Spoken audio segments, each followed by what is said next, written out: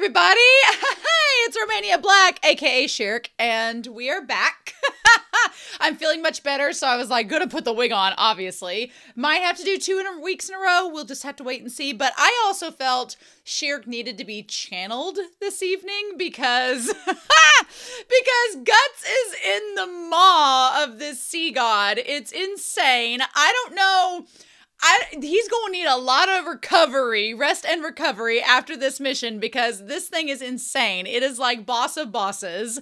And that's kind of the crazy thing I was thinking about today when I was going back and rereading volume 36. I was like, Miura is going to keep having Guts face bigger and bigger and bigger things. But the real enemy at the end of the day is likely to be Griffith and the God Hand. So it's like, well, if you can handle a giant sea god, Guts, I guess, you know, what it'd be this thing like Griffith just comes down and goes, pew, and just like shoots a harpoon through it and that's it. It's like, well, that was easy. I'm just waiting for something like that to happen where there's this giant enemy and Griffith just annihilates it in one go. And it's like, well, that was okay. We suffered a lot for that, but we're going to talk about that with the comments as we dive into this. I am recording ahead.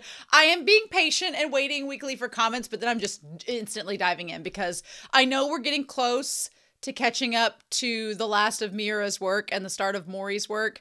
And I am feeling like already a little bit of, oh, it's going to be, once we get to, you know, volume 42, once we get to Mori's work, it's going to be a long wait after that. And I'm like, I'm ready for it. I feel like I'll probably need a hiatus from Berserk by the time I get to that. And I want to work on my video essay along with other stuff on the channel. So it's fine. But I am starting to get a little bit like, oh man, I'm in this weird place where I want to read ahead and find out what you all know and have been hiding from me this entire time. I want to get to that point. And so there is this urge to binge, but then there's also this realization of I'm going to have to wait. And so it's like, I'm trying to balance the best that I can. But speaking of which, let's dive into these comments.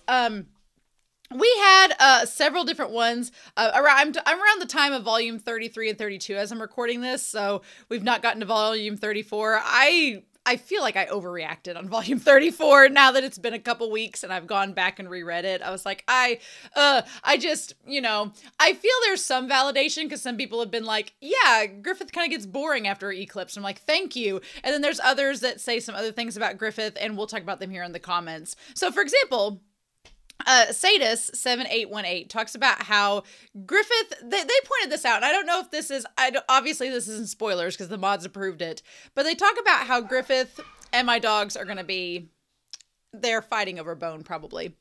Griffith may not get what's coming to him, but this might just be a story about Guts beating Griffith with hard work and effort. And at first I was like, that seems so simple, and it seems too simple for Miura, especially because Miura's had a lot more deep writing than that. But then they talk about how Griffith represents talent and destiny, whereas Guts represents hard work. And I was like, that still seems too simple. There has to be more to it than that. Because I'm like, I hold Miura up to such a standard. Hey, Guts! Huck! Ruby! My own Guts and Griffith. Ruby is Guts. So, or no, well, that's weird. Ruby would be more like Griffith, but I like her, so... Anyway, so I hold Miura up to a higher standard, and I was like, well, but then they talked about in their comment that, you know, even though it may seem kind of that whole like hard work versus destiny seems kind of one-dimensional, I liked what they talked about. To me, it led to the idea of, well, Guts is self-sacrificing. He sacrifices himself every time he puts on the Berserker armor and activates it and lets that darkness kind of take hold of him, even though Shirk is helping him through it. He does still sacrifice himself to save others around him. Whereas Griffith is not sacrificing himself at all. He's sacrificing others. He sacrificed the Band of the Hawk to make himself a god. So you have this dichotomy of Guts being self-sacrificing and giving himself to save others. And then you have Griffith who gives others to save himself. And there's that kind of, that dynamic. But that dynamic's been there since the Eclipse, and we've known about that. So I still think that Griffith should get some responsibility and comeuppance. And if he doesn't, I will be a bit disappointed in Miura because I'm like, you made him do the most horrible acts in the world, and he's just gonna get talk no jutsu'd as his comeuppance. Really? I'm like, I hope there's more to it than that. Otherwise, that will be like the most, I don't know. I don't know how to describe it, but I will be beyond upset if he does not bear responsibility or any comeuppance for his actions. I'm like, cool. Okay, Miura. So I think he will eventually. We just had to wait so long to get there. But yeah, Berserk is a slow burn. What can we do? But I do like the idea of self-sacrificing versus sacrificing others. I think that that has more layers to it than just Griffith had everything handed to him on a platter, because he did have to do some things.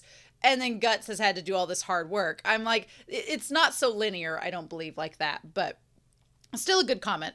Emperor Gaisric talks about how apparently Void has 6 fingers. Moomin commented that's like in Inigo Montoya from Princess Bride. You know what? That's really great. Glad to know that factoid about Void. Really wish we could learn that in the manga.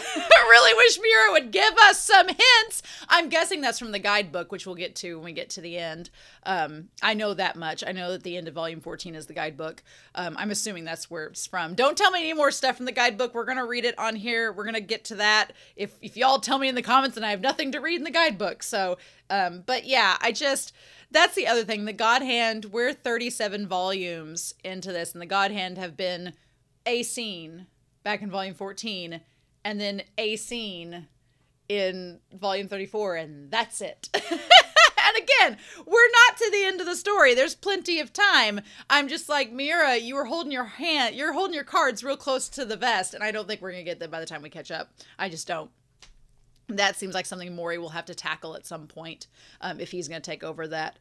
And then Moomin talks about how Guts' arm, we were wondering back in volume 33 about Guts' arm being bandaged up, and I was kind of like, why is this metal arm bandaged up? But Moomin brought up a really good point, that it could be because of the seawater that the arm was bandaged, and that would keep it from corroding. And I was like, oh, because if you ever go to the beach, you notice your car, like the metal gets, like the salt from the seawater, it kind of like just gets on it, and you have to go immediately wash it off or it starts to corrode and rust it. So I'm like, oh, yeah, that makes a lot more sense.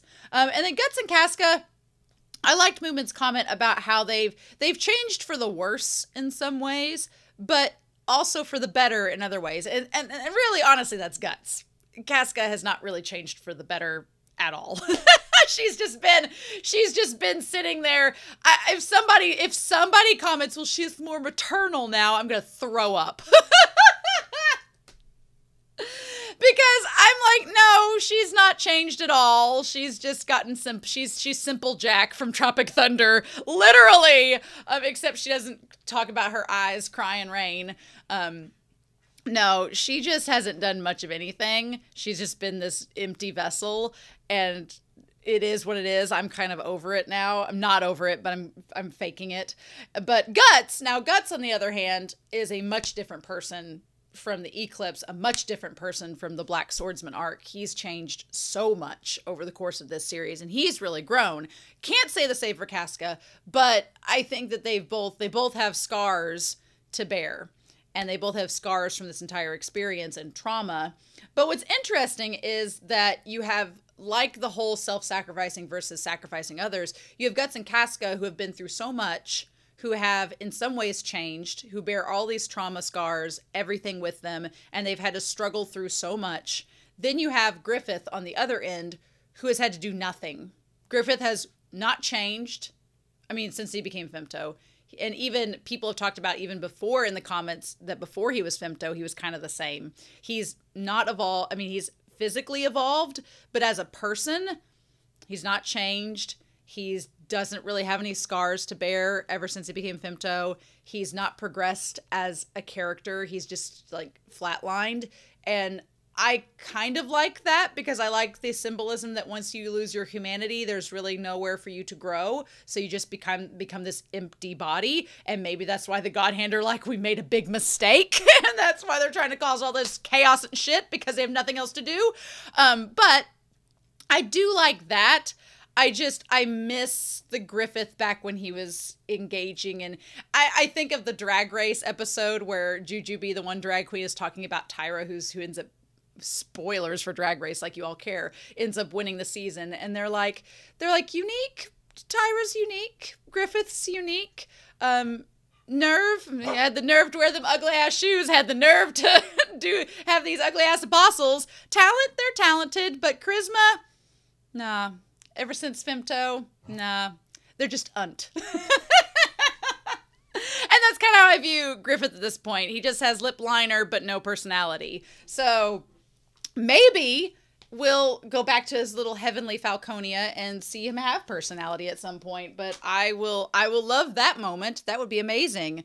But right now he's just like above it, and I'm over it. So, but I've really enjoyed volumes 35 and 36. They were so much fun. And even though the monster fighting you could say is repetitive, but Miura's artwork elevates it so much. And I love Yzma's character. I love what we've done with her. I love the relationship her and Isidro have, how she's helped Isidro grow as a character.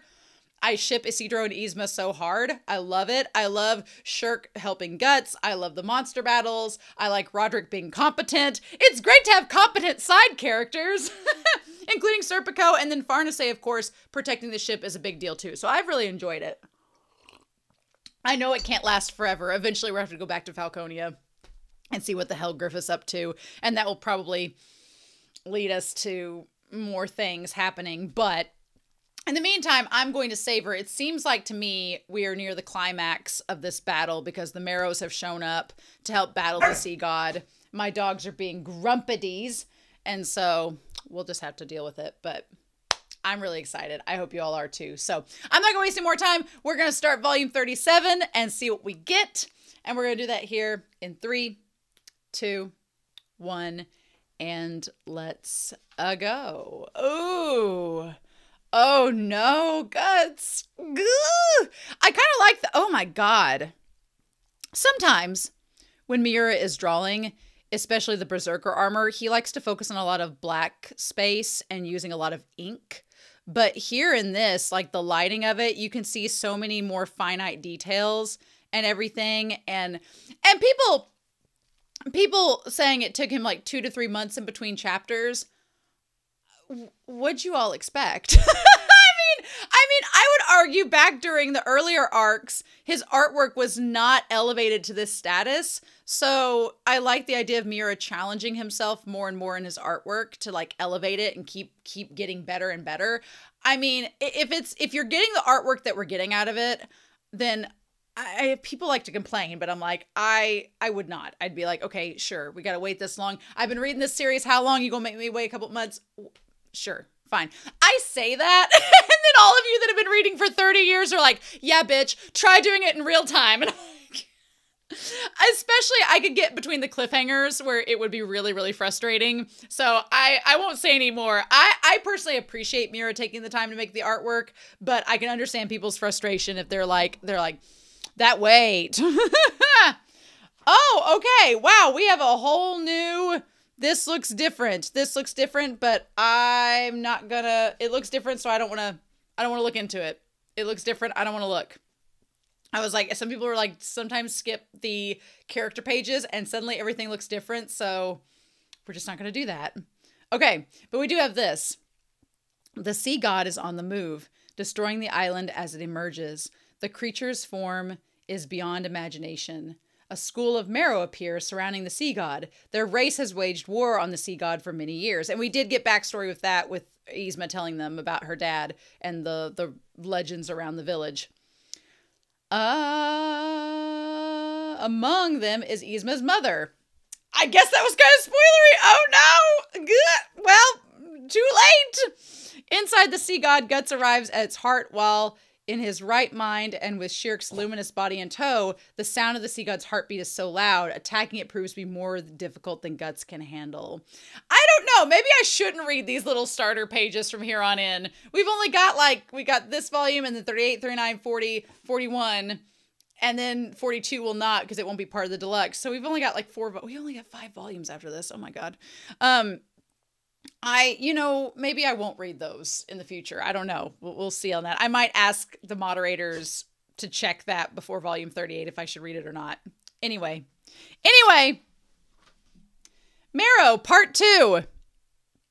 Oh my gosh. You know what it also reminds me of? I know it's an octopus, and I know it's got all the tentacles, and the tentacles kind of look like Davy Jones's beard and everything. It also kind of looks like a sea anemone, a little bit like that. But also that opening there with the mouth and the teeth kind of looks like the big whale from Pinocchio. Just a little bit. Oh my gosh. All the marrows going after the tentacles. The boob quota will be met for days. Oh, target that huge Leviathan. Commence bombardment. Let him have it. Oh, I love Puck in the captain's gear. Man, Isidro's got some guns. He's got his little biceps. Damn, that ship. Mm-hmm. Oh, and they're firing at its surface. Okay. The sea and the clouds have begun to swirl around it. Convenient enough, we'll use the wind and the whirlpool to show it how circling bombardment's done. Aye, aye, sir. Oh, look at Roderick being Prince Eric over here. Just being so seafaring. I love it. Okay. Shield the goddess indeed. Oh, you're incredible, Farnace. She's like, oh, you're exaggerating. We're having a tentacle cookout tonight. Oh, I love it. I love Roderick and Serpico in that one panel, both being by Farnace. Serpico's like, when did I become the third wheel? Oh. Oh, okay, so then the water comes in. Is Yzma okay down there in the rough sea? Oh my god! Isidro's got it bad. Isidro has it so bad for Yzma, and I'm kind of here for it. I love it. I love that. I love, again, how he's gone from being like, you know, he'd be having, if this was Isidro back 10 volumes ago, he would be having like the nosebleed and being like all cheeky and everything. Now he's being serious. I love that. Mm-hmm. Guts. Oh, I can breathe underwater. You're just now realizing that, girl. Look how freely I can swim and I can talk. I could catch all the fish like this. She's like, why was I harpooning fish for 10 years? Oh. Okay. So she got through them. Oh. You know, if anything, maybe I really have turned into a fish. But how the heck do they all plan to beat such a huge thing? Oh my god. Oh! A real marrow. Oh, I sang those waves. Oh, like a siren. Marrow fight using song. Oh! Welcome home. And then, of course, we can't see her real name because it's Yzma. And that's her mom. Okay, they have the same eyebrows and the same eyes. Mm-hmm. Oh, she has her dad's scraggly hair. Oh, well, we didn't have to wait long for that spoiler, so that's good. That's good. Meanwhile, Guts is like in the middle of a sushi buffet, and he did not sign up for this. He's like, I'm not even pescatarian. What are we doing? Okay, the others are still safe. I like that. Okay, I like that Shirk makes a note that because we can hear cannons, that means everybody's still okay. Oh my god. Oh, Guts. The front of that armor being all crunched and everything just makes it look worse. Wait, where's the heart? You can't see or hear? Oh my god. Oh, he's like, I can't tell what direction because of it bouncing around. He's like, he's so worn out and so bombarded by all of this that he's just like, I can't feel anything. It's like he's just become numb. Which, I mean, if you're going to do a metaphor for just being desensitized by violence, and that's pretty much as much as you can get. You finished off, oh, why is she crying? You finished off all the fish monsters, but all you have to do now is strike the heart with your sword. Even if he is wearing the Berserker armor, there's no defense against that booming pulse. He can't take any more. I just got to get close and slash it, huh? Sounds good. Sounds easier than a fool's errand. I think I can hobble my way there. Oh my god. Guide me in the right direction. It'll be like a blind man's bluff. Okay, forward slightly to the right. Oh my god. Oh, 5 more steps. Oh, Guts. Oh. Oh, I hate it. It keeps on pounding at him, trying to keep him from... You can't take any more. The pulse keeps getting faster. The damn thing is rattled. We're the ones who have cornered it. Oh my God. Oh no. Batman, no! What's he gonna do? Like, he's fought all this way, and he's fought all these monsters to get to this point, damn it. You cannot give up now. None of my senses are working. My whole body's numb, and it's like my arms and legs are gone. What do I do? Oh, the singing, all the marrows. Oh, did they all make it down there? Oh my gosh. Oh, wow. Well, some of them have scraggly hair too, so maybe Yzma didn't just get it from her dad. Oh, wow. Wow. Are they all ladies? Huh.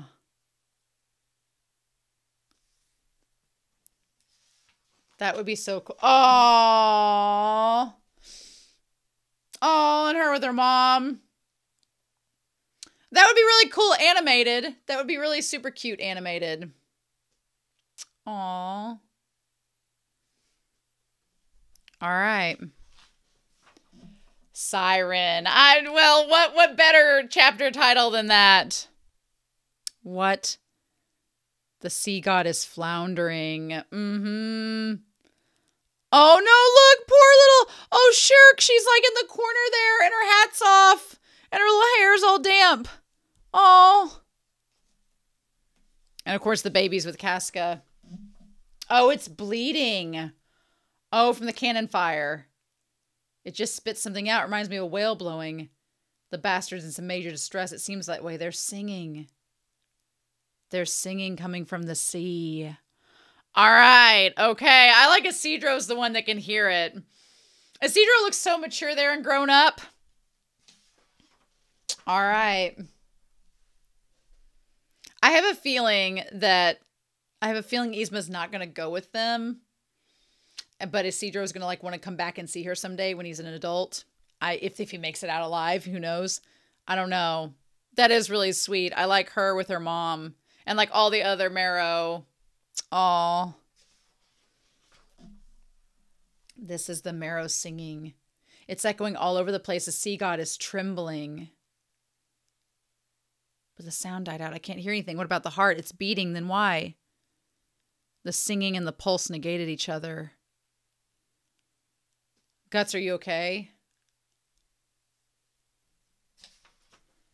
Oh, come on. You need to stand up, Guts. This is your chance to finish it off now that the pulse is silenced. Don't we have it cornered? If that wasn't just bravado, then please get up and do this. You said it, hey.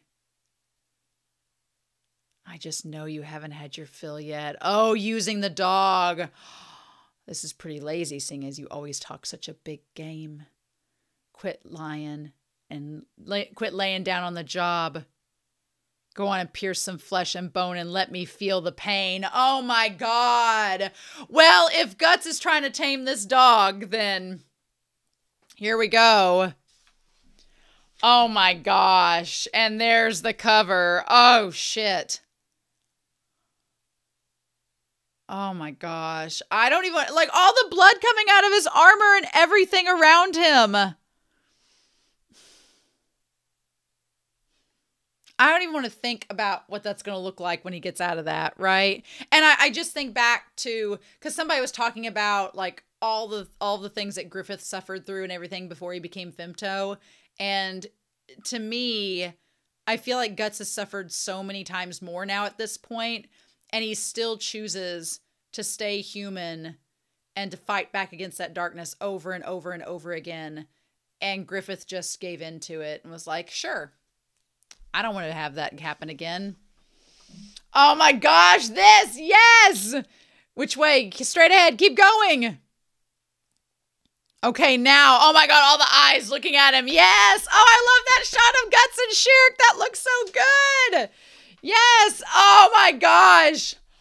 This is what I'm talking about. This, the white light, all the white light coming down and hitting the armor. Oh my gosh. Oh, love it. Love it. Love it. Yes. Oh, all those individual lines. I don't even want to think about how much time this took for him to do. And there we go. Right through the eyeball. There's our eye quota. Oh my gosh. There's just blood coming out from him all over. He's going to be in one of those like SpongeBob body casts, like just wheeled around. Shirk's going to be wheeling him around in just a giant body cast. There's no way. Oh my God. Wow, you did it. Oh, and the little kid. The little kid looks just like, fair. Oh my gosh. Uh-huh, wow. I love it. I love it. Okay. Puke bomb and raid, Grody. It's spouting out ships. Is this some kind of attack? Oh my gosh. Oh, it is. It's firing ships at them. Oh shit. I'm glad they didn't hit the ship. The sea god is collapsing. Wow, it looks like a black hole. Looks like just it's imploded into itself. We did it! The sea god's history! Oh. Oh, Mr. Shirk, you're safe. Where the hell were you? Tell us where the hell you were and what you did. Where's Guts? Oh, Guts is still back. Guts is still back in the monster. Maybe the Marrows can bring him back. He ain't dead. We know he ain't dead. But he could be dead, but we know he isn't. But maybe the Marrows will bring him back, right? Surfacing. Yeah, well, I mean, and you guys probably had to wait months in between those chapters. It's not funny, but it's really sad. I'm sorry for y'all. I mean, we know that he's probably okay. The Marrows will bring him back. Maybe Yzma will help bring him back. Oh my God, it's just like it's just deflating. Oh, come on, don't scare us. That monster's kicked the bucket. There's nothing to worry about. Guts is certified tough. Shirk. Guts is inside the sea god and he's hurt badly and he can't even move at this point. We managed to invade his body together and we ruptured its heart. Yeah, Serpico's like, you did what? Well, hell, that's extreme as ever. Roderick's like, whoa, no way, man. It figures Guts would be the one to kill it. But just as we were engulfed by the blood that gushed out and the impact knocked me loose from him. We have to find him. But as it was dying, it spouted out a large amount of bloody vomit. Maybe Guts is somewhere among it. No, he's not. Oh, Marrow, Yzma, you're all right. Hey, we did it. She's like, look. Other than you, there are no signs of humans around the sea god. Well, who might you be? Oh, she's my mom. On behalf of our entire sea tribe, I thank you heroic sailors for fighting alongside us.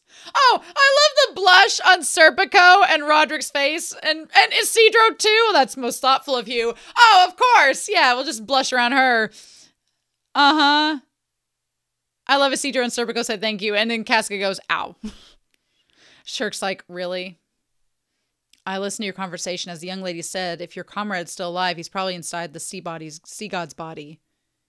It'd be best to hurry. It is beginning to sink. That's not all either. Many of the sea dragons in this region will catch the scent of the disgorged blood and descend upon the sea god and consume its putrid flesh. Magnifico's like, is it over? Where have you been this whole time? Okay, they gotta cut the tether. Already a cutter. We're gonna row alongside that thing? Like Serpico's like, really?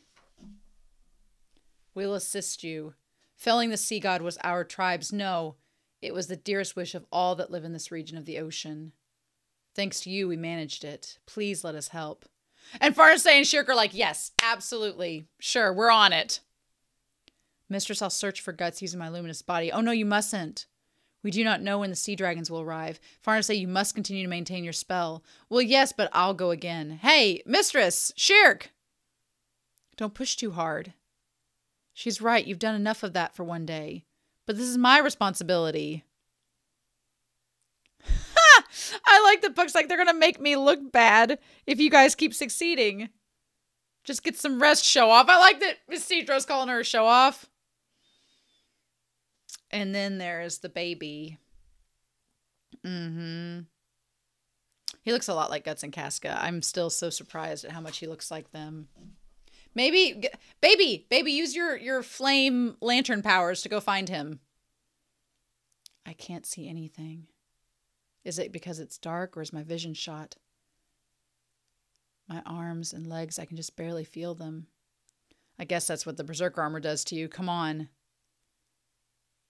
Oof. Feels like I'm still inside its body after all. Okay, so this is Guts getting up. Shirk, hey. She got pulled off entirely. It looks like thought transference doesn't work from inside here either. This octopus is trouble even when it's dead. Oh, and it's hard to breathe. I've got to hurry up and get out of here. At least I know which way is up. So all I can do is keep cutting my way upwards with this. Oh no. Oh, he cut the artery and it's all this blood. I bled this thing out and there's still this much. Is this it? Here in this muck, is this how it ends? Well, no, but...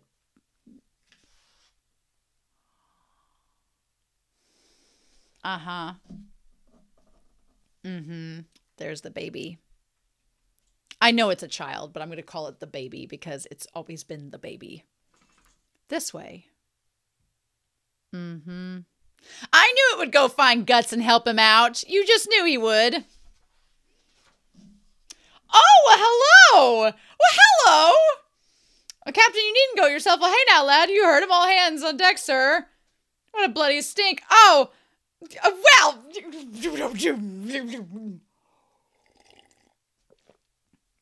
Cheers, Miura. You can't make that a double spread. At least it's a bigger panel than last time. I have to stare at 10 pages of tits and you give me this one panel of abs. That seems unequal, but all right. What if it bites down from rigor mortis? We elves can just slip through the cracks. I like it. Valera's like, we're good. We're fine. Okay.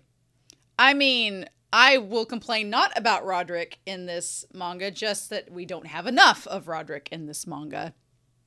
I don't sense him. Maybe he's deeper. The thought transference isn't reaching him either. Right now, everybody's bouncing around, sound around to search for the body inside. Not that I really get it. I like that she's like, that's what they're telling me is going on, but I don't know. All right, get some bigger panels here. All right. Roderick and his 8-pack. Can we just leave? Oh, Guts. Just what are you anyway? This way. You show up when things get rough. This way. Why are you frolicking around? You're like some playful kid. Here.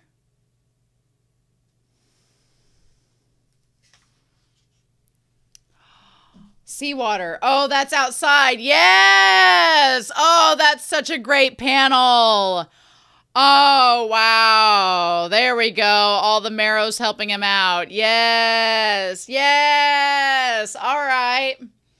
All right. All right. Oh, look at Shirk's little eyes. Azon's just there. Look at Shirk's little sparkly eyes. Yay. And there you can barely see the little kid's head up there below Casca. All right. There we go. Look at that. Look at all them. That's such a great page. There we go. This feels like Little Mermaid where Ariel gets like lifted up by the waves. Except it's Guts with these marrow.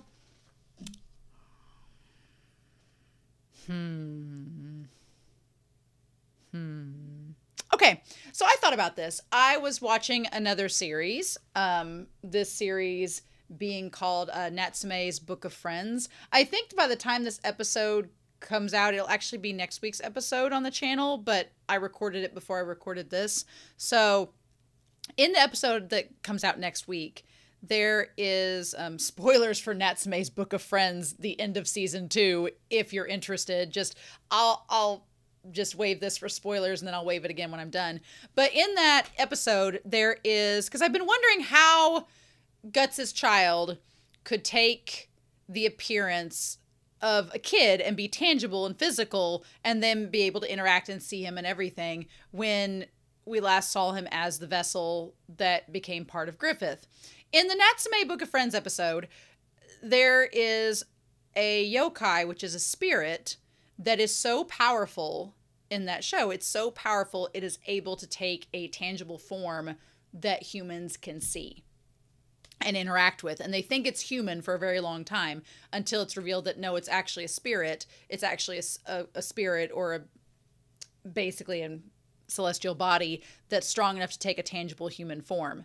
And it just does that to interact with people that it cares about or to help cure its loneliness. So I thought about that and I was like, well, the only thing I can think of that would be an explanation is that when Guts and Casca's baby was burnt to a crisp and taken in by the egg apostle, like basically incubated it alongside it. And the egg apostle made the wish to become Griffith. The egg apostle made a wish to invite Griffith into its body as a host. The baby was just there. So my theory is, and of course we're going to find out, I'm sure, because Miura keeps giving us more and more. My theory is that at that moment, the spirit of the baby left and kind of transcended. I feel like the baby and Griffith came down from a place of transcendence into the body to become a human form, and the baby left that spirit form to gain enough power to become a physical presence. So the husk of the baby is still there, and it's kind of the flaw in Griffith's, the chink in Griffith's armor right now, because the baby's there, and it's kind of Griffith's fault that it's there, ironically enough. But my thing is the spirit of the baby left and had enough power from the egg apostle sacrificing itself that it was able to take on a tangible form. Kind of like it just basically sprung out of its cocoon and here it is. And it's powerful enough that it's basically a god. Their child's become a god that's able to come and interact with them. That's all I can figure out from it, but obviously into Natsume spoilers, but yeah, that's all I can figure out from it, but shooting star. I don't know if that's true or not. We'll just have to wait and see. So, I get such Little Mermaid vibes from this. I like that the sirens are helpful. Like, usually in pirate tales, the sirens are all, like, bad news or bad luck. And I also like that the sailors are very cordial around the sirens, because in some tales, they're very, like, they just want to, like, capture the sirens and enslave them. But not in this one so far. And there they are. Of course, Magnifico probably would. Who could have guessed we've been sailing around these mini Marrow? Has there ever been such a great undertaking in history? Aren't you going to get seasick? Oh, there's Yzma. I never expected they'd volunteer to guide us to Elf Island. Hey, there we go. Good. Well, that's a good change of fate. Good. What a good stroke of luck. Yes. It's because you're sailing on the seahorse, Yzma. Oh, I like they gave her a little jacket, the little peacoat jacket. Cute. Cute, cute, cute. No, that's not it. It's for helping to take out the sea god. That's what my mom said. What are you talking about? What about you? You finally met your ma, right? Wouldn't you rather be in the water? Just you and her and all the other Marrows? I'd feel kind of embarrassed. For now, I'm more comfortable up here with you guys. Oh, Yamato is so based off of her. Absolutely convinced that Yamato from One Piece is based off of her. By the way, where is Shirk and everyone else? Oh, Casca and the kid are tired, so they're sleeping in a cabin. And Shirk and Farney and the others are taking care of Guts. Of course they are. Is he okay? He got really banged up. They work us to the bone every single time! It's always like that after a big battle. Guts, can you see me? Is that a V for victory? Oh, good. Yeah, I'm glad that his eyesight wasn't damaged. Is this correct? Yes. By holding your hands up to his wounds, that way you circulate the flow of your odd with his and boost his healing power. Oh, well, good. Now they have two. Honestly, though, with Guts getting as banged up as he is, you don't just need one mage to help him. You need two mages in your party for Guts. You accomplished that ritual. You should be ready to manipulate a bit of odd flow. I do feel it. Oh, nice. It's like I only just noticed something that was right in front of me all this time. Spare some energy for me. This is how the world is. I sense it so I can touch it and I can manipulate it. There is something I can do. Aww. I love that. Sure is warm. It makes it easy to forget how I just felt like I was still underwater. You're great at this, Farnesay. You're welcome. Right now, my warmth is flowing into you and around within you. It's clobbering time! Refresh! Aww. I feel for Serpico because Serpico... Here's the thing. Okay. Here's the thing. I was just thinking about this in these pages. If we get to Elfhelm and Casca gets her mind back, I feel like there's going to be... I think if Casca gets her mind back, there's going to be a period of time where Casca's just like, I don't want to talk to none of y'all. I've been out for this whole experience. You've had this happen, and I don't want to talk about it. So I have a feeling that Casca's not going to want to speak with anybody for a while if she gets her mind back. But if she does come around and she does eventually go back with Guts and the others, then I feel like she's possibly going to be in a similar boat as Serpico, because Serpico right now is noticing that Farnesay is really happy. She can do something. She has a purpose, but she's able to help Guts, and Guts is complimenting her. And I feel like Serpico's like, well, I can't really say anything because I know Guts likes Casca, but And so I feel like maybe Casca will be in a similar boat as Serpico, where they both kind of look at each other being like, what is Farnesay and Guts' relationship? Which to me, it's just friendship. And Farnesay getting validation from Guts. But I don't think Guts cares about Farnesay that way. He's just happy she's helping him. So, but that might be something that we have to deal with later on. So it's good to know that. Also, Shirk's little robe is adorable.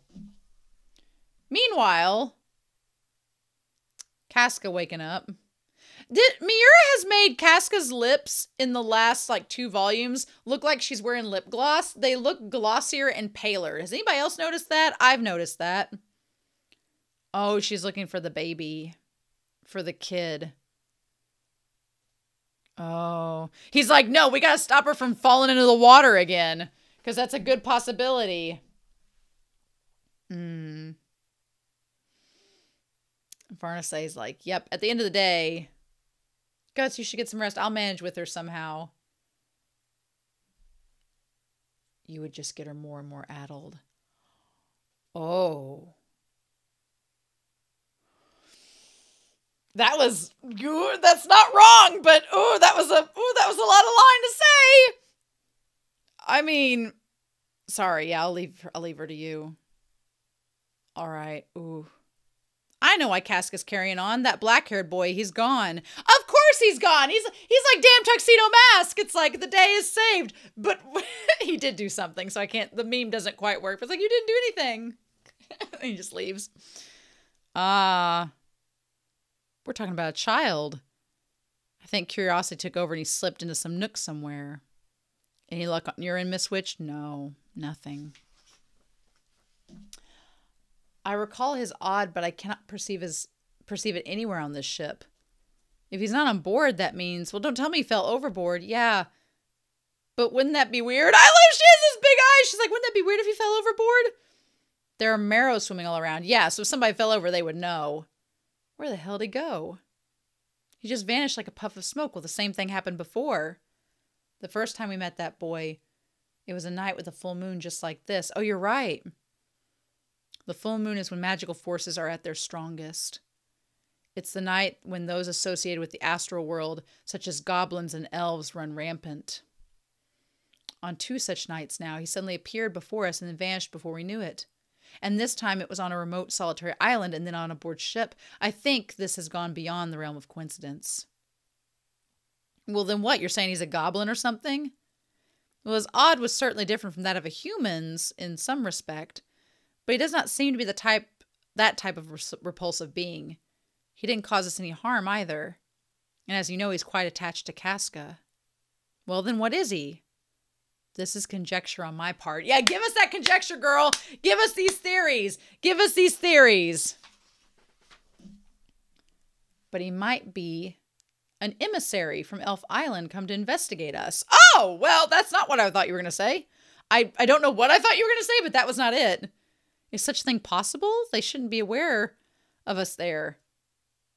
Well, it seems that among the elves, some have great powers that allow them to decipher fates that transcend time and to use hidden secret paths to cross great distances. It's possible that boy is no mere emissary, but rather a manifestation of King Hanafubuku himself. Now, I don't think that. I don't think that he is the... I don't think he's a manifestation of the king, but I wonder if... I wonder if his spirit managed to make it to Elf Island and it was transformed from there, perhaps? I don't know.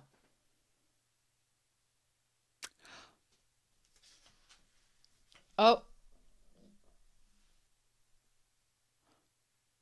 It's an omen.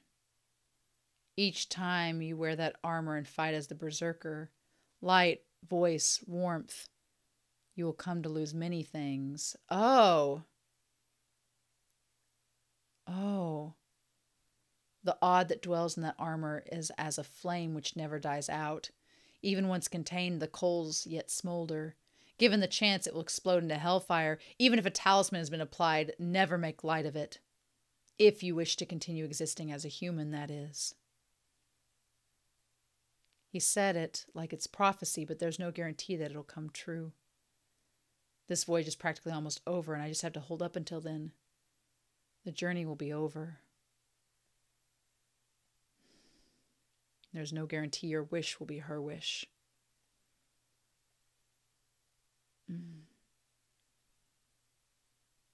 Oh. Yeah, because... And I feel for Guts, he wants her back, but it's like... He wants Casca back as she was before the eclipse, but he knows that if he brings her back, she's going to have to experience all of that memory from the eclipse and everything. And he's like, can I do that to her? I mean, I know she would want it, but... Oh, the dog. Oh, my gosh. Oh, that dog. Oh, that's so creepy. She went to pieces because she couldn't fully cope with it.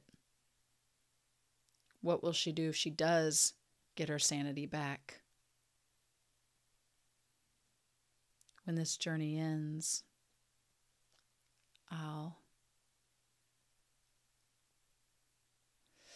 I mean, it's like, do you go after Griffith? What's the point? What's the point of getting revenge at this point? And what will Casca do? It looks like there's branches across the moon. Ooh, that does look creepy.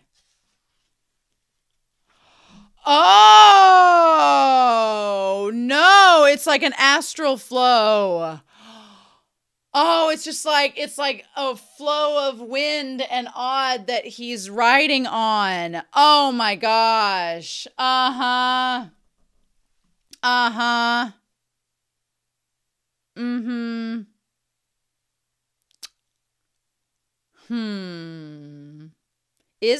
I want to say he is their kid. I don't really want to believe entirely that he's the Elf King.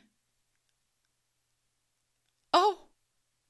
Oh! He just took like a damn warp whistle. He just took like a damn little warp whistle and just bloop, bloop, bloop. And rode on the Milky Way there. Like tree branches. Oh my gosh. I wonder if it's like the spirit tree, like the astral branches out and everything. Come on. How insane. How creepy. And it's like a shooting star. Roll credits. Oh, no, I like that. I like the idea that the shooting stars could be like an astral being watching over you and then going back to wherever it's coming from. I like that. I like that mythology. I like that world building. That's really cute, actually. No, I'm kind of all for that. Nope, that's great. Oh, got a spring. Is this a flashback? Usually flashbacks are in black, but this is all in white because it's Berserk, so of course. Spring Flowers of Distant Days, Part 1. Oh, it is a flashback. Oh. I don't care when or where I drop dead. That's how things seem to me. That life didn't even mean anything in this shitty world of the battlefield. And yet, why is it when I get knocked down, my legs have to go and stand back up? You okay, Sonny? Shut up. Wow, it feels so weird seeing Guts from back then. Yeah. So I'm assuming this is after Gambino, after Gambino's death, but before we first met him. Unlike nobles, we mercenaries have no pay for our ransom. We're lucky to be still alive after losing a battle. It must be God's will. Oh, God. Well, no wonder he developed a disaffinity, like a distaste for organized religion after hearing this on his travels. You're a sly for a young'un. Besides, all mercenaries hack up people for a living. Why would God care about people like us? And then he's like, don't ever touch me. I was going to talk about this, but it had been a long time since Miura, since we had the whole argument about like Guts not wanting to be touched and then Casca not wanting to be touched because she's had all that trauma against her and Guts tried to hurt her. So she's like, nope, you've ruined that trust. I don't want you near me. And I was wondering if Miura would ever bring that back up again. And here we are. You're bleeding. Shut up. And then he fell down. Oh, he's just a kid. Even a boy can be a manpower, right? It's your loss if he dies before you can put him to work. Well, who cares? Anyone who dies gets left behind. Stand up, Sonny. Quit acting tough. You don't want to die in a place like this, do you? I'm not for sale. Oh, duly noted. Wow. Have you been doing mercenary work for long? More or less. Do you wander from battle to battle? At your age, too, it sounds like you've got a history. It's not the mercenary way to go around snooping in each other's shady pasts. I want to know who this guy is. But you know, you kill and you die. Maybe it's because of that rotten-ass battlefield that someday, somewhere, you might meet some war buddies, and for them, it'd be worth it to put your life on the line. What are you saying? What is this white hawk flies by? For him? For them? What, you're foreshadowing Griffith and the Band of the Hawk? Really? It's assuming you live long enough for it to happen. Who are you, old oracle? A castle way back in the mountains. That's our destination. It looks like they're still building it. And we're the laborers who will carry the stones. Here, Sonny. Once you're in that castle, getting out would be a bit tricky. Now's your only chance to escape. Oh, we unlocked it. Run like hell down that cliff. I doubt they'll catch you on horseback or wearing armor. Then let's time it and both run. I'm afraid I can't. I'll never unlock my own shackles with this. My hand won't reach. Just go on without me. Hard labor is like a death sentence in your shape. If you were crushed by a stone you were carrying, well, hey, that'd be some tombstone. But mercenaries don't get luxuries like that.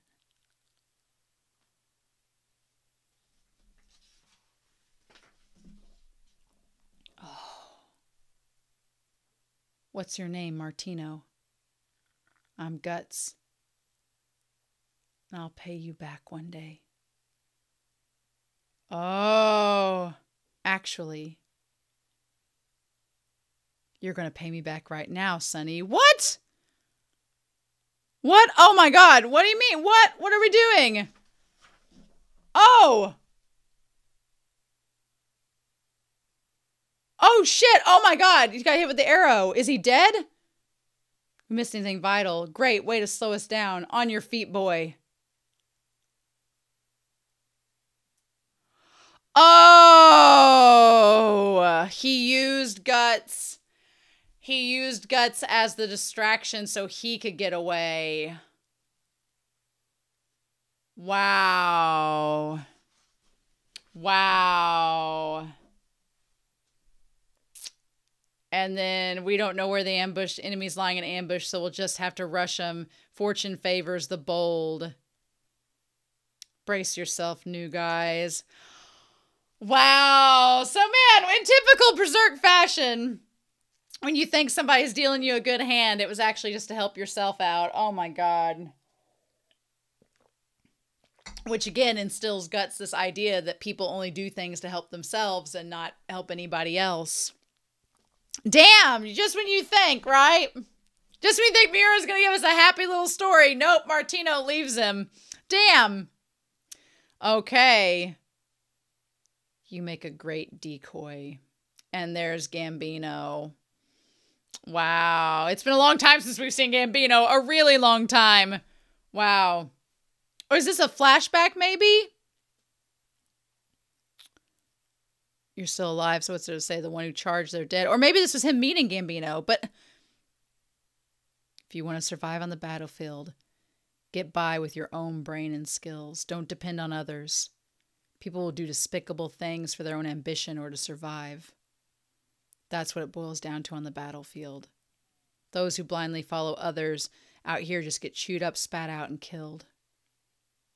Take it as fatherly advice. Don't even trust your father out here. If you can stand up, go earn some money. And Guts had to grow up with that mentality around him. Oh, so okay, that was it, right? It was just like you said, Gambino. Someday, somewhere. Did I let my guard down over a cliche?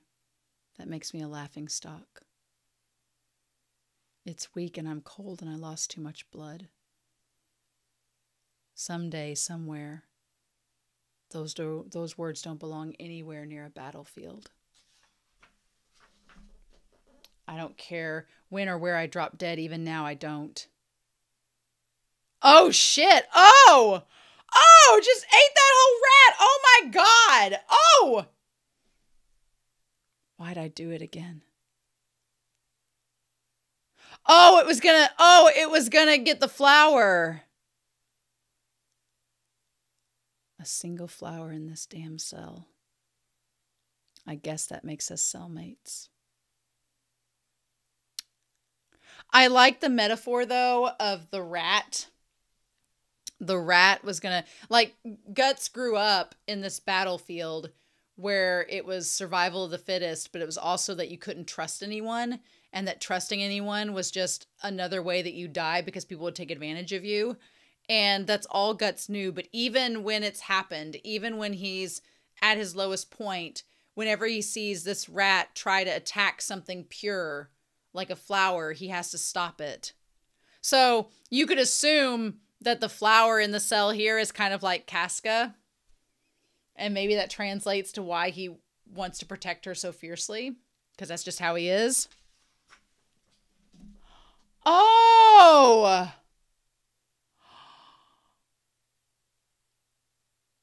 Oh! And he saved that little flower and it had an elf beside it. Oh, really?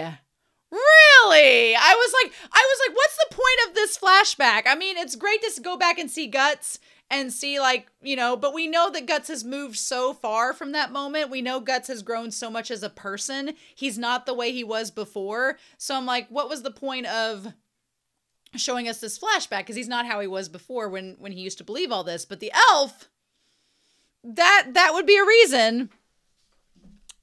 Spring Flowers of Distant Days Part 2. Oh my gosh, we're getting a Part 2 of this.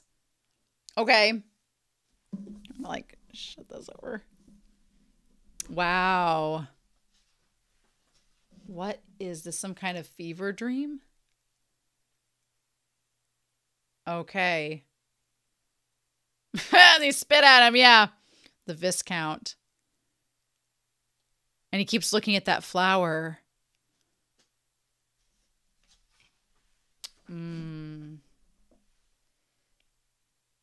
What's the big idea? This is sick. You'll have all those arrow wounds, yet you still listen. Yet listen to you go. You're most promising. You see, you're going to do a job for me tomorrow. You're going to offer your life for my son's sake. He's going to fight his first battle. He's a fine boy, but he can be a bit tender-hearted. I want to bolster his nerve a bit before he goes off to war. That's why he's going to fight you to the death, and conveniently, he's going to kill you. Doter daddy. You think so? I get that a lot. Isn't it doting daddy? We can't feed you, as we can't have you too energetic, so take care of yourself, boy. Oh my gosh, what insane. This is cold and it chills to the bone.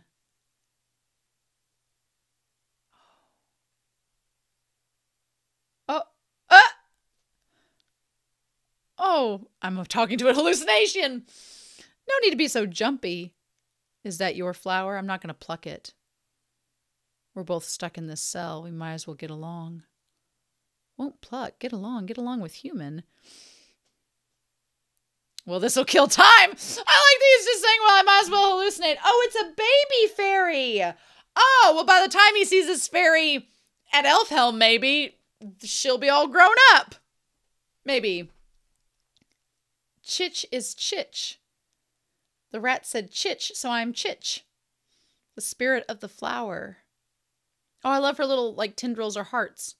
I'm Guts. Nice to meet you, hallucination. Not hallucination. Chich is Chich. Guts is a human.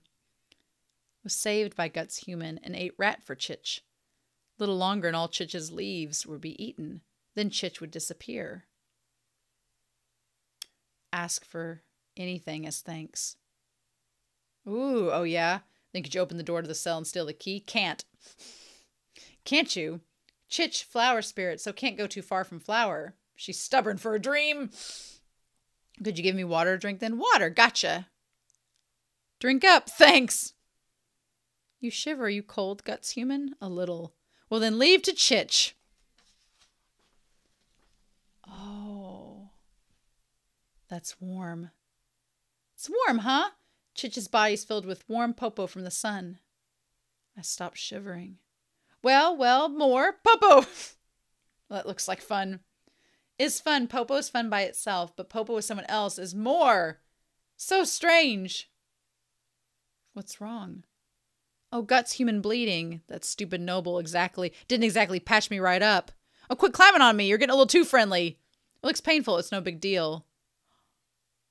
Oh. He's going to meet this elf later on, isn't he? I'm sure that he is. The pain's gone. It's amazing, huh? Bird once got hurt and fell in here, and Chich healed it with the power of leaves. I feel a lot better, thanks. Yeah. It's like so... Po. Do my other injuries if you can. I will. Now I should be able to move. What's wrong? We'll leave? Once you can move again? Guts human will leave too? Sometimes humans come here, but all just moan and yell. Chich was kind of scared, and then they soon leave. There's nothing in here. Popopo will come through that hole and then get dark, and then Popo, then dark again, that's all. Just Chich. Chich is like Popo, but also not like. Because when Popo comes, quiet, dark Shinshin comes later. So Popo and Shinshin, I'm sure that that's a phrase talking about light and darkness.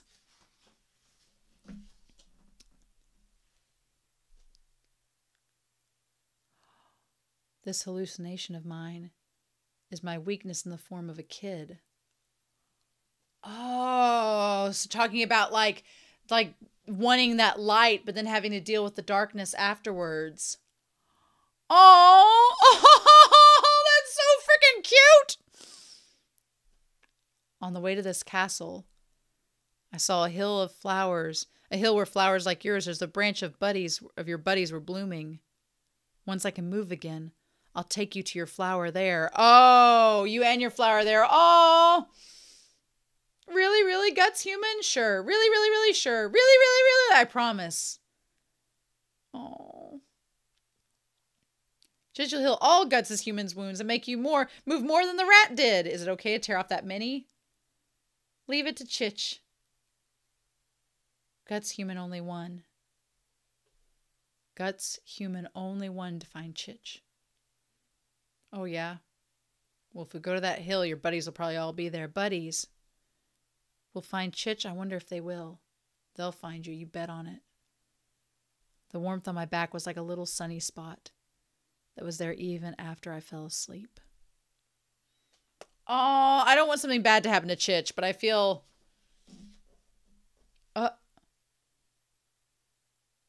Oh. Oh, Chich.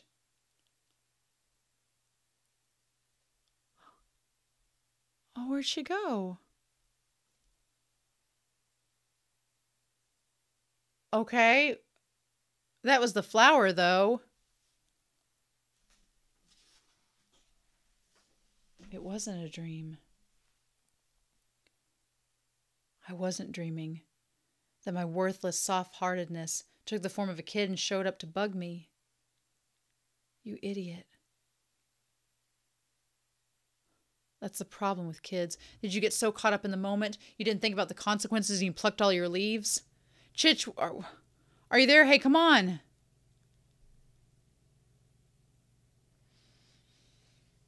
Oh.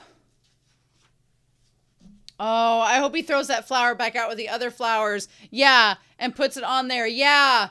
Okay, I hope he gets to save it and that ends up saving her. Come on now. Oh, it's so weird to see Guts look so young. The Spring Flowers of Distant Days, Part 3. Here's your armor. I like that Miura is setting up this entire story with Chich so that we can, if we see her later, we'll kind of know. Oh my god, it looks just like Samson. It looks just like Adon's brother. Or Boscone. Oh my god. Wow. By this point, by the time we met Guts in the manga, he was just used to this type of thing. Wow.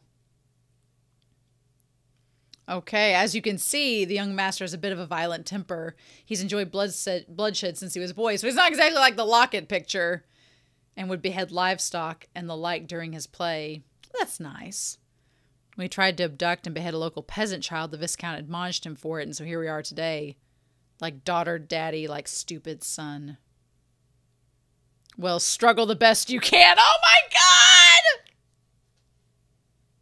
Struggle the best you can is Guts' motto. What are you talking about? The blade's in poor shape, you know. You have a hard time cutting a watermelon with this. Oh, shit. My wounds are closed too, but I don't have any strength. Oh my gosh. Oh. He's flying as good as over. Bravo, my lord. Your son has the potential to be a great general. Most insightful, my lord. The young master's rowdiness makes him difficult to handle. In terms of strength, he'd give several grown men a hard time. That boy's holding up well against the young master.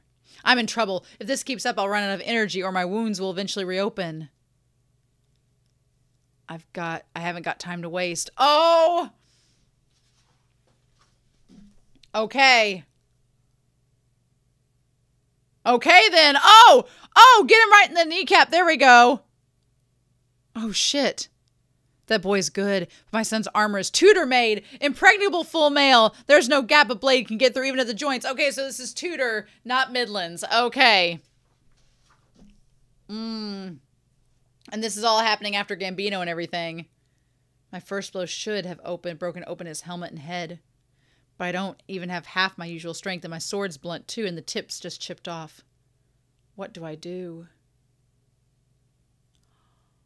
Remember this well, Guts.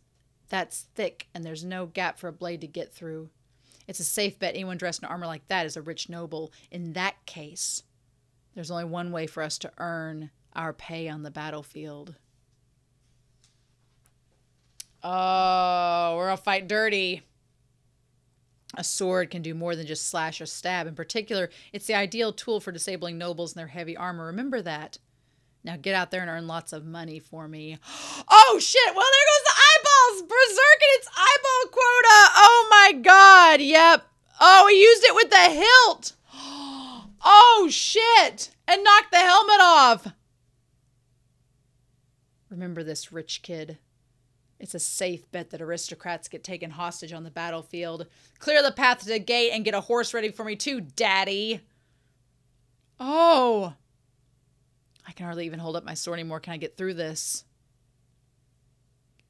Not yet. You'll hit the young master. Wait for him to turn his back. Oh no, the flower! Oh! Oh shit! Oh! Oh, stupid, why did you... Oh, he hit the guy instead, the son. Oh, they're under attack. What?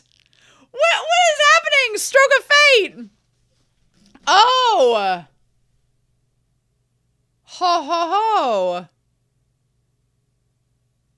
And Guts is like, okay, timed this Hamlet-like escape out. Why don't we?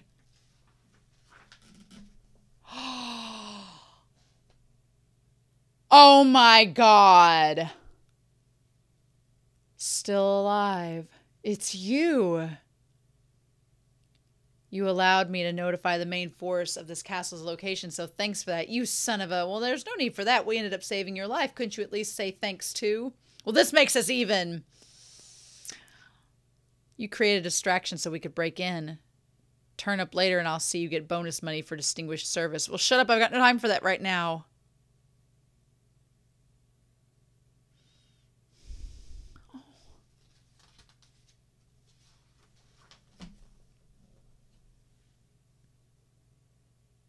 Oh. And he's got his long sword. Okay, so he got his long sword back and let the flower go.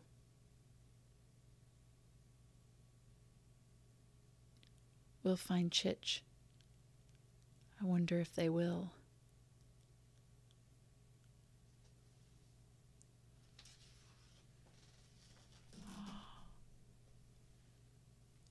It's uncertain whether it was a dream or reality.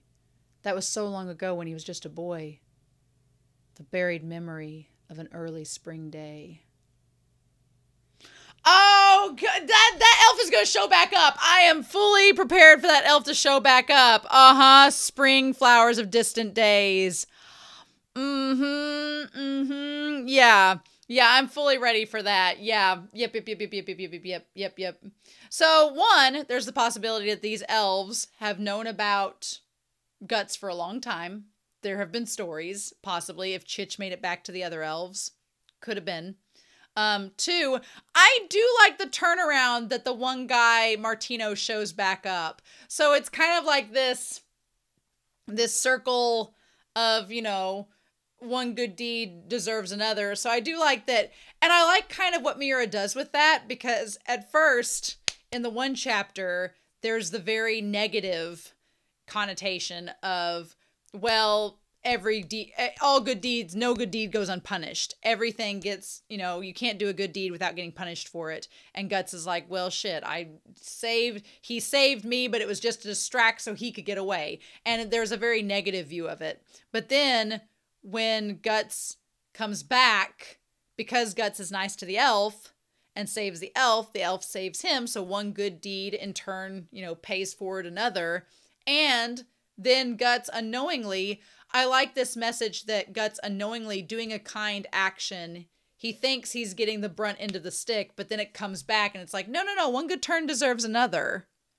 So I kind of like the message Miura gets in a roundabout way of saying, like, yes, it will seem like shit, and it seems like you're not doing anything that's getting any appreciation, and you're not getting anything good from it. But if you wait it out and you struggle through and you're kind to others, then that good turn will come back around to pay dividends back to you in ways you probably won't be able to expect. And in a time frame that you can't predict. So this one good deed he did all these years ago could come back and repay him later on. So, okay. All right. Cool. Great. Covered wagon. Oh, they're catching up. Oh, okay. Are we going back? Oh my God. Well, back again. So we're back in the mainland. All these damn trolls. I thought we were good. These Marowak mother truckers. No way. Mm-mm. Oh. Have at it, young. Oh my god, is that Rickard and Erica? Is that Rickard and Erica? No! Don't you dare let them trolls near Erica! Not one bit! Not one bit! Oh my god, this crossbow thing. Yes, please. Oh, get him in the schnoz. Oh my god. Oh, Rickard and Erica. Don't let Erica get hurt, please. She's too fragile. Rickard! Oh, there are far more than I can kill. Go faster. We can't. The two wagons up front are weighed down with folks, but the bowstring won't last much. Oh my god. Yeah, these. Oh, Erica, be careful. Oh. Oh my god, those are the bombs that Cedro had. Yes. Oh no. Oh, it didn't work. That was too dangerous. All it did was give us a small lead. They'll catch right up again. There's a rotted tree blocking the way. Oh my god. Yeah, Erica, get back. Oh. Mm-hmm. Of course. Of course. Oh my god, of course. Of course it would be the Band of the Hawk. And now Laban's a member of the Band of the Hawk as well. We have to go and save all the people and bring them to the Ark, don't we? Those are Midland Knights, I'm sure of it. That winged sword insignia on their flag. What's their name? You know. The Band of the Hawk. The White Hawk Griffith leads them. It's their flag. We have to escort these refugees back safely. Oh, be careful back there. Oh no, there's still something monstrous on the prowl. Oh my god, why is there this giant chicken? Why is there this giant ass chicken? What? Miura got a bad case of KFC and was like, I feel like anytime Miura has something bad, like possibly have happened to him, he's just like, I'm going to transcribe this into monster form. So there's my bad KFC chicken. A cockatrice. We'll call it that. Sure. Oh my god. Oh, ew, it made the horse froth. Oh shit, ew, no! I just ate it like a dinosaur. Oh my god, just stay away from Rickard and Erica, please. Oh my god, Irvine. Oh my god, don't breathe anything that the chicken spews out. How gross. Okay. You are my prey, and you won't escape. And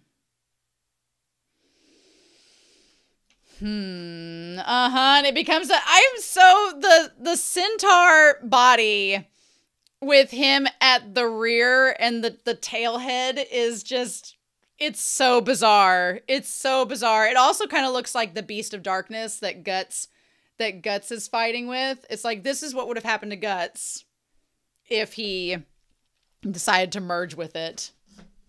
And then we're gonna, and then we're gonna battle the chicken and kill it.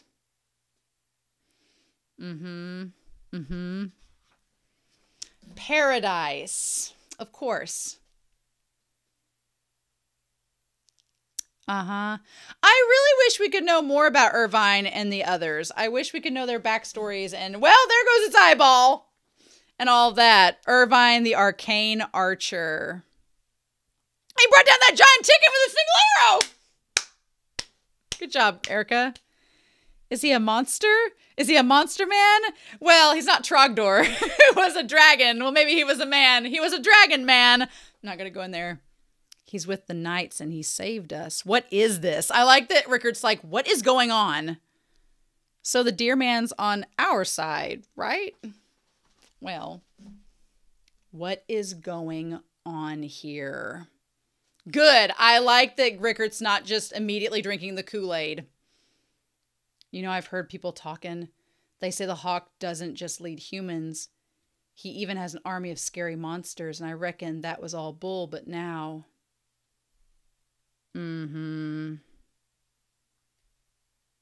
That was scary, Rickert. Rickert. What in the world happened, Griffith? I like that Rickert looks disappointed, that he's like, what's going on? It's not even budging. We need more help. Uh-huh. Everyone move out. There we go. Whew, well, that's a relief.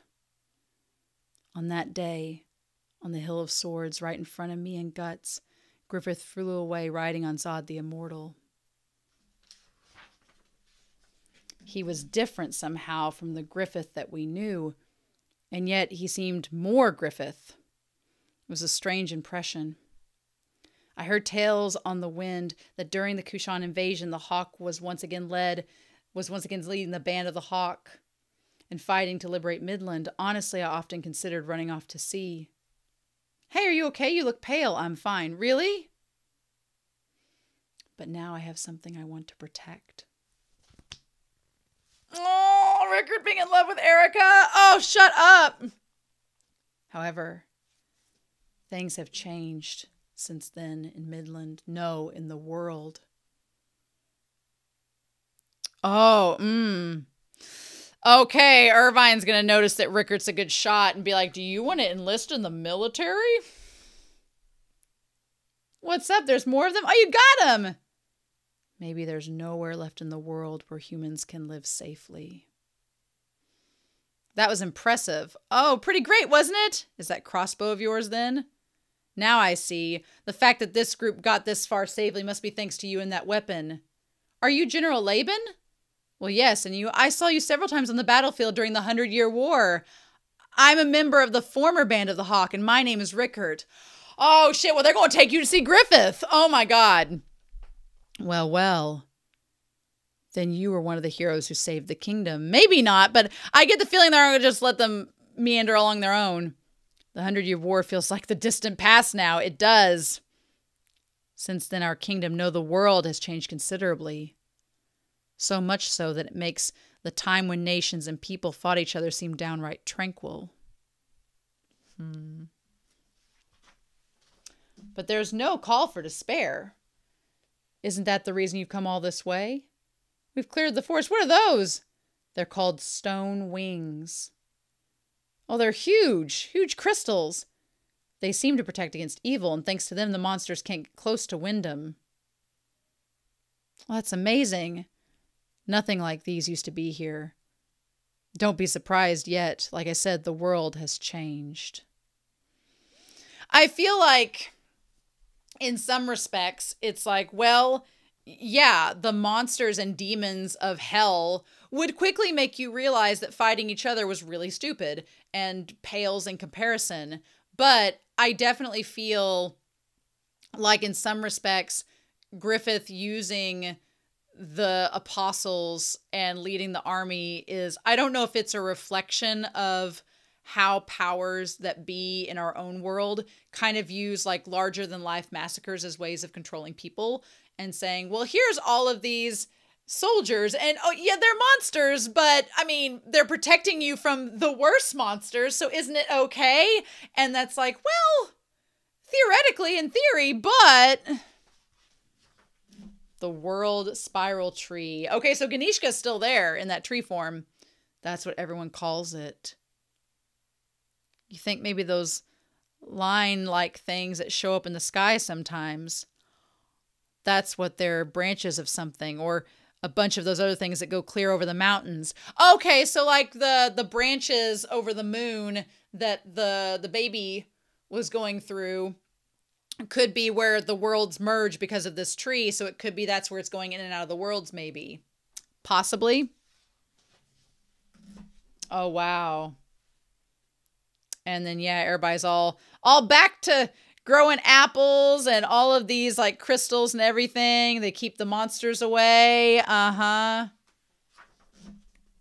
This place is so pretty. It's hard to believe so many people are just working. Every town and village we saw on the way here has been roughed up bad by those monsters, but it's not just that. It's early spring right now, yet look at all those heads of grain. Yeah, you're right. Currently in the area around Wyndham, harvest season never ends for flowers, trees, and grains. I don't know the reason, but everyone believes it's because the world spiral tree has blessed us. Thanks to that, Wyndham, Falconia, is able to take in all of these refugees. It seems so too good to be true. Falconia. It seems too good to be true. It's the sole stronghold in this world where people can live their lives as people. This all seems just too good to be true, though, right? It's like, it just seems... I know Griffith's dream was to be king, but I don't know if maybe the goal is Miura just saying, like, everyone that wants something really great in life has to sacrifice their friends and sexually assault all these people to get it to happen, but look at all the great that came from it. Which, I mean, you can trace back a lot in history to that message, but what do we do with that? Oh, shit! What do we do with that? Damn it! So Rickard and them are on their way to Falconia. Okay, and in the background behind Falconia just happens to be another black orb that in no way, shape, or form resembles the sea god in any way. That could possibly be something bad. Who knows? Who knows? I don't know. I'm still kind of resembling volume 34. Like I'm glad the people here have this paradise, supposedly. And I'm glad that the old apostles are working together to make sure everything's right as rain. But it all seems too good to be true. And it's like, okay, well, what's the cost of this freedom? What is the cost of this paradise? Because there has to be a cost. It ain't gonna be free. This ain't just gonna be because Griffith loves y'all. No, what's the cost of it? Like, what is the price to pay to have this? There has to be one. So what is it? And I don't know. Rickard and them going in there, I mean, I'm glad we have Rickard and Erica showing back up because I did think about them at the end of volume 34. I was like, ugh, if all these monsters and stuff are showing up, does that mean that they're going to be in danger? Because it's just the two of them. So, but now Rickard's going to go in there. I like that, Erica, who doesn't know any better, is like, oh, well, the monsters are helping us. So that means they're on our side. But Rickard's like, something's up. Rickard's like, something's not right with the state of Denmark. So far, the only ones that have not drank the Kool-Aid and just gone along with this have been Rickard and Psylot, which we don't know where Psylot is at all. We don't know where he's at. But something's up with this. And my theory is they're going to go into paradise and there's going to be a cost. And best case scenario, Rickard figures out what's going on and is like, Erica, we got to get out of here. Worst case scenario is I'm like, Miura, if you do something awful to Erica, if you hurt Erica and that's what gets Rickard pissed off, Rickard is in love with Erica and he wants to protect her. And it's like Guts finding something he wants to protect. I'm like, don't you touch Erica. Erica's been like one of the one people in this series that you've not touched. She's been like the one female character you haven't touched. I mean, other than her and Shirk, and I guess Yzma too. Leave her alone. Don't you do this. Don't you put this evil on me, Miura. Oh my God. Okay.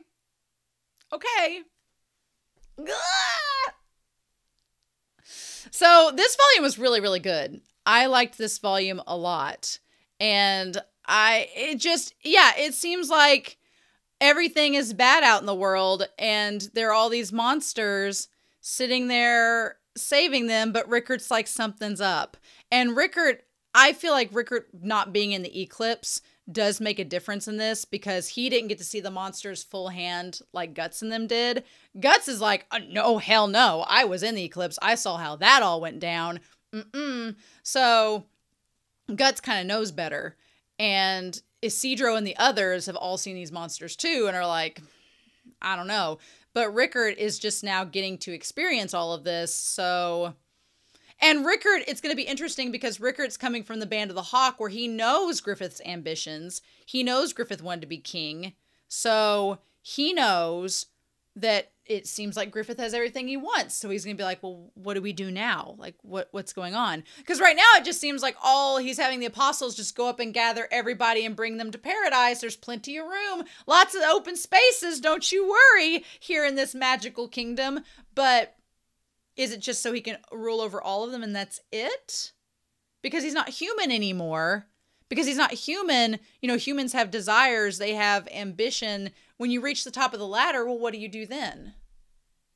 What's left for you to do? And I don't get good vibes from it. I don't feel like I should get good vibes from it. But I don't know. This was a really good volume. This was a really good volume, and I really enjoyed it, but I really enjoyed going back and Guts saving, like fighting through the mud and the despair and the bullshit to save this one little flower, to save this one little thing. And that's something too that I feel like that's one little thing too, is a difference between Griffith and Guts. Guts would fight through all of this nonsense to save this one little thing and do this one little action, and that action has all these ripple effects, right? Whereas in the same vein, Griffith, I don't think would ever do something for one little thing. It would always be in service of himself and to further his own agenda. So, I also find it interesting that we have the baby traveling in their mystical little see-through cloak through time and space in this little astral field. It looks like traveling through the warp whistles. I'm so curious.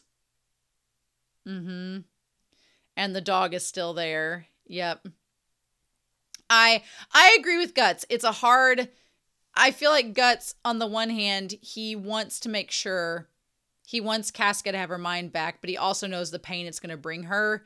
And he's like, is that right to do that? And I appreciate him struggling through that decision. And it's like, she has to decide as well, but what we do? For a second, it seemed like maybe his vision was blurring from looking at the lantern. Interesting. Anyway, I like the idea that Yzma's going to come with them. I like that. I like that Yzma's possibly coming with them, that she wants to stick around with all the guys and hang out. I like Yzma a lot. I love her and Isidro as a couple. Freaking love it. It's great. This baby, this kid that is clearly Guts and Casca's child, I'm so curious how Miura is going to explain this in the end. But we'll just have to see. We're getting close to Elfhelm, which I'm really excited about. I was like, I really wanted them to get to Elfhelm before Miura's death because I wanted to get them to at least get there and see what happens. So I like that we have this beautiful paradise that Griffith has carved, whatever, and then we have this mysterious Elfhelm. I just need to know what's going to happen. So anyway. I'm going to go back to that character page. Did they give us a character page? I was like, what are we doing? Let me go back to this. He is on the character page. Oh, thank God I didn't look. I'm definitely not looking last time, and I don't think I'm going to read the little box either. And then I'll go back to it when the volume's over. But okay, Yzma says, a girl lives on the island of the sea god, and she yearns for the outside world. Rickard, a former member of the Band of the Hawk. As he was not involved in the eclipse, he does not have a brand. He becomes the apprentice of a blacksmith Godo and has made weapons for Guts to use. Yeah, he doesn't have the brand, so he's not a sacrifice. So that's interesting. And well, neither does Psylocke. So, that doesn't impact the fact that they can, be outside of the brainwashing of Griffith. Interesting. Okay. It says, Puck, an elf who's long been with Guts on his journey. His dust has the power to heal wounds. He confirmed that he's a wind spirit, and he changes into Chestnut Puck. Okay. And it says, Casca, She neither speaks nor conveys any feelings. Her brand reacts to evil. All right. Okay. And then Griffith says, through the eclipse of the Crimson Behelit, he was reborn as Femto of the God Hand. Later, he was incarnated in the imitation eclipse, catalyzed by the egg-shaped apostle, returning to the physical world, in which he became the absolute without equal. He leads the reborn band of the Hawk. It's neat.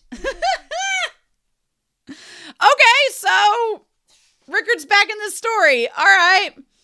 I'm like, Miura, if you harm Rickard or Erica, we will have words. We will have words. I will find your spirit. Okay. That's fine. Everything's fine. So I'm going to wait for the next volume's comments, of course. And then I'm going to have to dive into volume 38. Sorry, not sorry. But in the meantime, I hope you all have a wonderful week. Please stay safe, take care, and yeah, I'll be back very soon with more Berserk. Bye.